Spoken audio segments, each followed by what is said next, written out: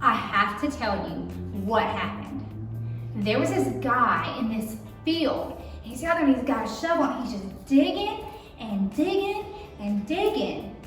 Just with all of his might, he's digging. Well then, he shoves that shovel in the ground again and clank, like it stops.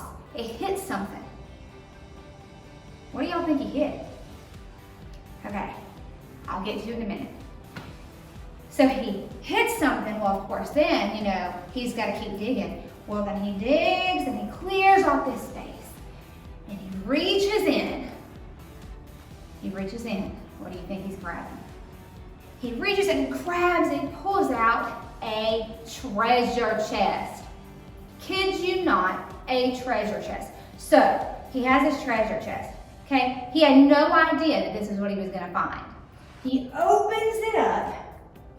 And guess what was in it? This guy, he was literally just in the field digging and found treasure. Well, he's like, oh my goodness, I have to have this treasure. I've got to figure out how to have this. Like, how do I get this? I can't afford it. Like, I don't even know how I could obtain this. So here's what he does. Shuts the treasure chest open because it's locked. He has to seal it, lock it, and then picks it back up and then puts it back in the hole. He goes home and sells everything he owns. Everything. I mean everything that he has. He sells it. And then he buys that field. So now he owns the field. So now he owns the treasure inside of that field. So he goes back and now he's going to dig the treasure up again. He's over there digging, and there it is. There's the treasure box that he dug up and put back in.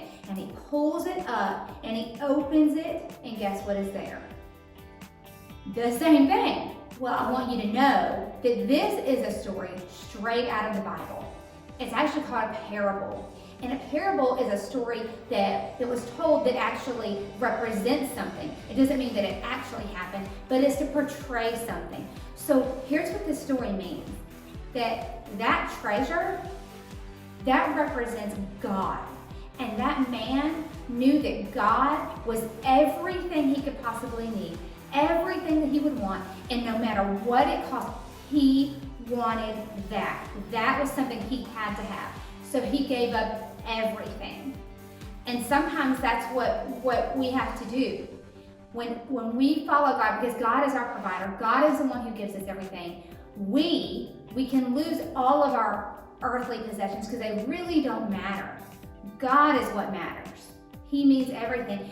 And here's what it really also represents is that, God is everything, and there's value in that. That's where our value should be. But where's God's value? What does God find as a treasure? Well, it's his children. God values his children, and that's us. That's all of us.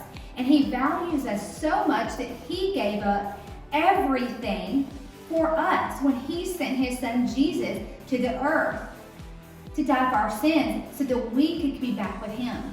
He gave up everything. And that's what we do for God. We will give up everything because he is what we need in our life. He's the only thing we need because he provides all for us. Okay, so here's the thing.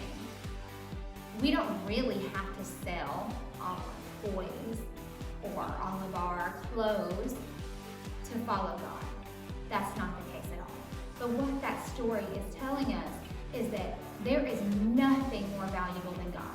God is the most valuable treasure in this entire world. And it's a free treasure for us, and we should tell other people about it. So a lot of times in our life, we will work and we will chase after new things and shiny things and really cool things. And again, those things are okay to have. But what we should chase is more of God. We should chase what really provides that value in our life. So I hope that you guys learned a lesson today on what's really valuable. Because listen, if we lost our PlayStation or whatever, again, whatever it may be, I lost a bunch of money.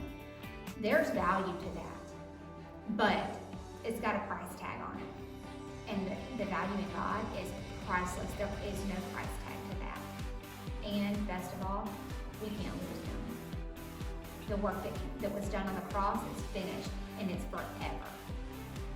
That's news that you guys should share, for sure. I hope you guys have a great week, whether you're going to school or whether you're doing school at home.